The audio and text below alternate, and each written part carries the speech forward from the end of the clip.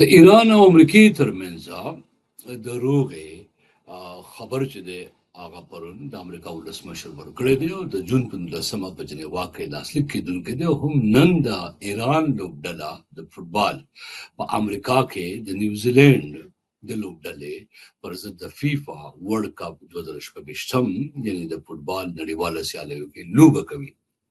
دا لوبه ولې مهمه ده او نن د ایران لوبډله به امریکا ته څنګه راځي او د امریکا کې د لوبې په وخت پس کېږي بیا به بیرته څنګه ځي تاسو ته به دا تفصیل درکړم. ایرانیانو لوبډلې یوازینۍ لوبډله ده چې هغوی ته په امریکا کې د پاتې کېدو اجازت نه دی ورکړی شوی. یوازې د لوبې لپاره راتلی شي، لوبه کولی شي، چې لوبه وکړي بیا به له دې هېواده وځي.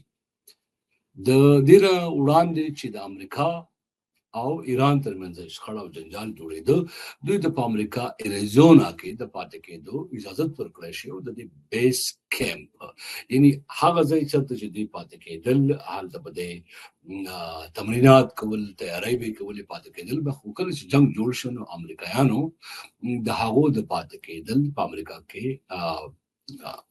رد کړ او د هغې وروستو د امریکا د کالیفورنیا په ګاونډ کې بل هیواد چې کوم مکسیکو هیواد دی د هغې په یو ښار د تیوانا ورته وایي بیس کیمپ یې ورته هلته فیفا ورکړ. نن به د ایران لوبډله مازدیګر د امریکې په وخت کالیفورنیا ته رسي او 6 بجې د امریکې د کالیفورنیا د وخت مطابق کوم چې د واشنګټن د وخت مطابق د شپې 9 دی به دوی د نیوزیلینډ خلاف لوبه کوي. دغه وخت به په افغانستان کې سهار 5 بجې وي، خو نن به نه وي، افغانستان کې به سبا شروع شوی وي. نن تاریخ چې دی دا به تیر شوی وي 15 جون په دی به 14 جون وي.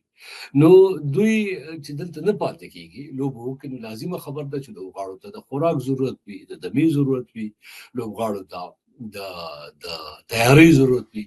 نو دوی د لوبې نه مخکې به راورسي، هم نن خپل جاز کې چې راشي لوبغالي ته یا میدان ته وبوتلل شي، هلته به لوبه وکړي. لوبې په وخت لازمه خبر ده چې لوبغاړي چې دي هغو ته د خوراک ضرورت وي. نو ما چې معلومات وکړل نو د ایرانیانو لپاره دلته په امریکا کې دوی ته اجازه نشته ده چې د رستورانس ته یا هوټلو ته لاړ شي د خوراک لپاره.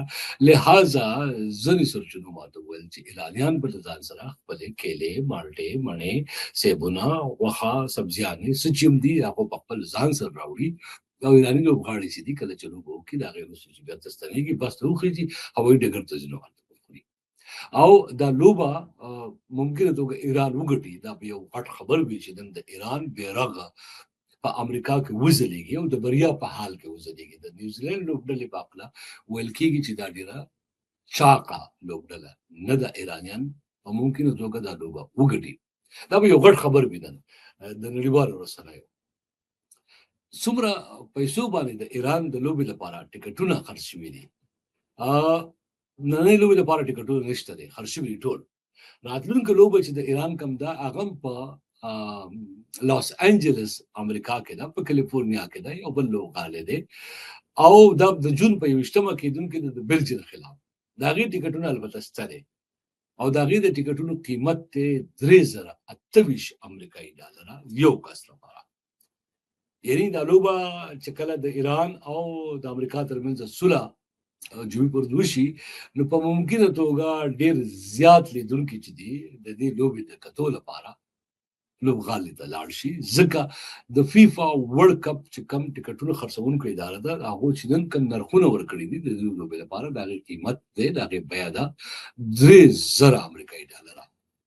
اوس 3000 امریکایي ډالره تاسو په خپلو پیسو کې څه حساب کوئ نو په لکونو ډالر ته جوړېږي، لکونو روپۍ ته جوړېږي، کالدارې یا روپۍ یا پیسې څه چې هم دي. نو دا دلچسپه خبر دی چې نن به د ایران لوبډله د نیوزیلینډ لوبډلې خلاف د فیفا نړیوالو سیالیو فوټبال په سیالیو کې لوبه کوي. د امریکا په کالیفورنیا کې به کوي، دی به لوبې له راځي او د لوبې د ختمېدو نه پس به بیا د امریکا نه وځي او خپل بیس کیمپ تیوانا ته به ځي. که دا لوبه نن ایرانیان ګټي دا به یو غټ خبر وي او د ایران بیرغ به په امریکا کې د یو ګټونکي یا بریا لرونکي هیواد په توګه باندې رپېږي. بهرحال دا د وخت نه مخکې خبره ده، په لوبه کې په ورلد کپ کې څه هم کېدی شي. دلچسپه خبر دی او د دې لوبې نتیجې چې هر څوک راشي تاسو به یې خامخا ته رسوو.